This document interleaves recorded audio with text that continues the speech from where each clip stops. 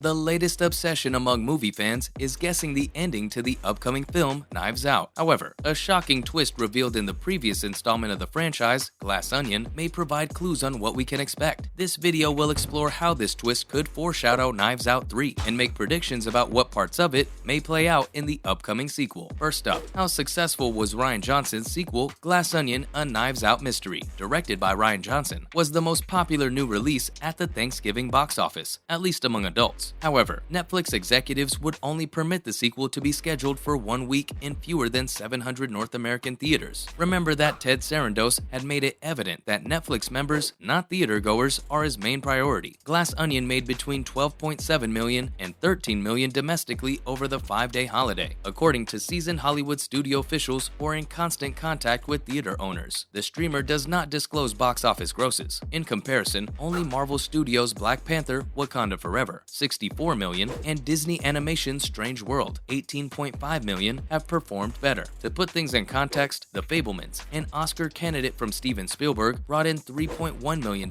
from 638 theaters over 5 days during Thanksgiving. Next up, how much did Glass Onion manage to earn? The bigger concern is how much money Netflix missed by not releasing Glass Onion in more than 3,400 cinemas. Regardless of whether it could surpass a great Hollywood director like Steven Spielberg, the initial Knives Out, released by Lionsgate in 2019, became a sleeper hit after earning $41.4 million from 3,461 locations throughout the 5-day Thanksgiving holiday. The movie made $164.5 million domestically and around $313 million internationally. Box office experts estimate that Johnson's film could have made $40 to $50 million more over Thanksgiving if Netflix had given it more of a conventional theatrical release. Netflix paid a staggering $469 million for the rights to the following 2 Knives Out movies, starting with Glass Onion and Johnson and his producing partner, Ram Bergman. It's a lost opportunity for Netflix in terms of extra money, says Wall Street analyst Eric Handler. They had a big chance, and they whiffed. According to numerous reports, Glass Onion served as the first of several significant experiments to ascertain the potential financial benefits and effects on Netflix subscription numbers of an entire run of theaters. Next off, how much did Netflix pay for Glass Onion? Netflix could have given Glass Onion a typical 3-month run in tens of thousands of theaters if it had desired to. After the epidemic had reduced their income, theaters are ravenous for fresh releases, and media firms have begun dividing their attention between theaters and their own streaming platforms. In fact, this atmosphere compelled big companies to make the necessary accommodations so that Netflix could run Glass Onion for a single constrained week. If Netflix had chosen a conventional release window, it would have made about $150 million at the box office, matching the success of the first Knives Out. But you should take a big chunk out of that estimate because it would have also had to increase its marketing budget to obtain those figures. Netflix, meanwhile, is in the business of selling subscriptions to its streaming service, not theatrical releases. Additionally, 1 million North American customers for a year only generate $150 million